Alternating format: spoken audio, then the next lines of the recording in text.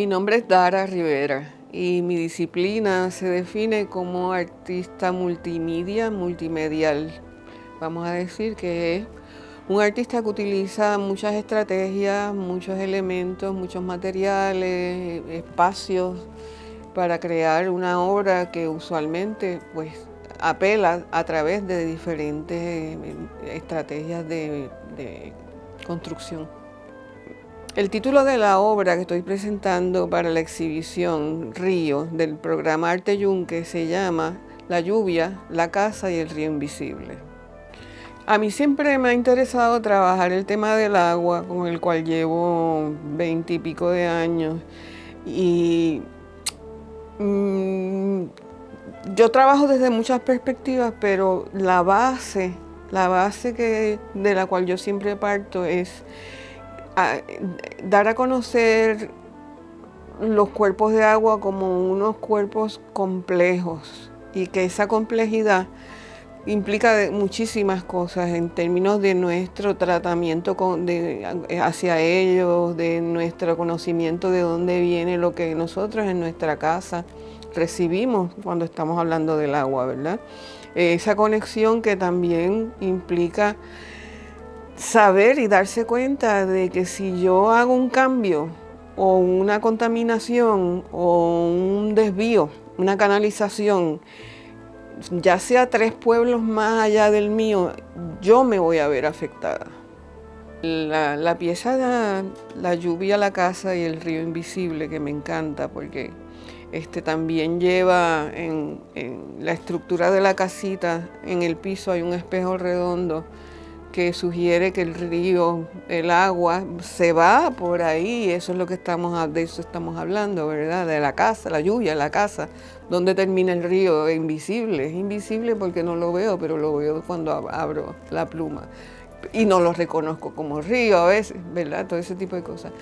Pero yo también, pues hay unos materiales que siempre son muy cercanos a mí. Uno de ellos es la cerámica, ¿verdad? Que la llevo haciendo desde los 14 años, así que es casi igual que la costura y el tejido, es parte de mi vocabulario.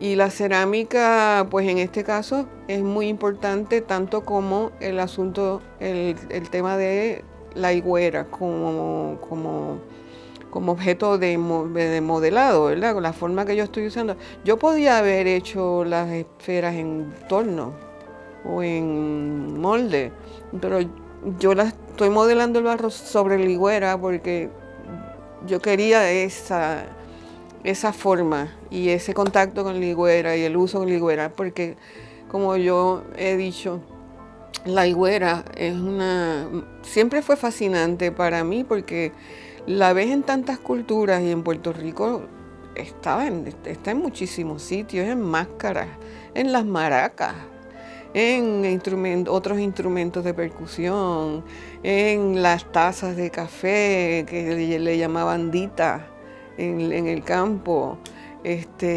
Para comer, ¿verdad? Si eran más grandes, era ahí, ¿verdad? Es algo como muy pegado a la casa y al agua.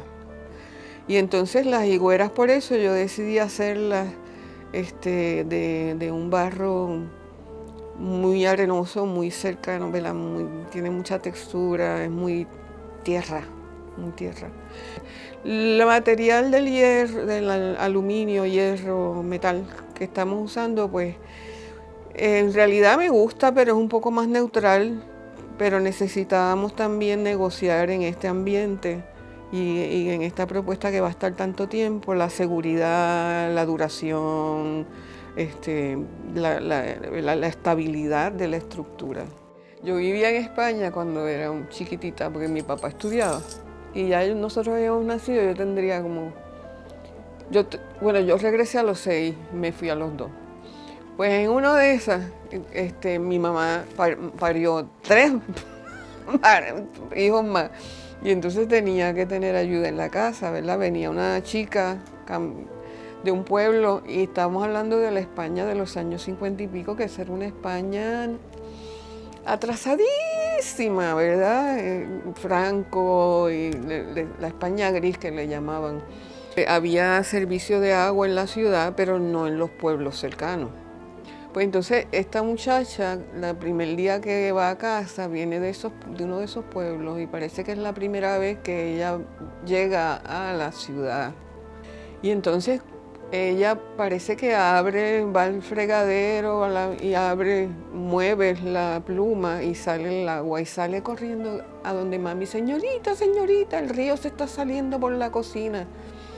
Y eso en mi casa siempre fue una historia, tú sabes, pero después de muchos años dije, pero si es verdad, es verdad. Un detalle bien lindo, miren, es que simbólicamente, aunque puede ser que sea de verdad, el agua entre por ahí y salga por la pluma de tu casa. Los cuerpos de agua siempre han tenido una importancia enorme, como decía en algún momento. Siempre hay un elemento personal que traigo, ¿verdad? Y es a propósito porque, como decía, hay esa conexión que me gusta hacer con la memoria de cada cual. Y yo viví en un pueblo de la costa, en Vega Baja, yo crucé el Atlántico cuando era muy pequeña 2 veces, o sea que el agua, el río está muy en mi interior mnemónico, en mi cerebro, esa conexión.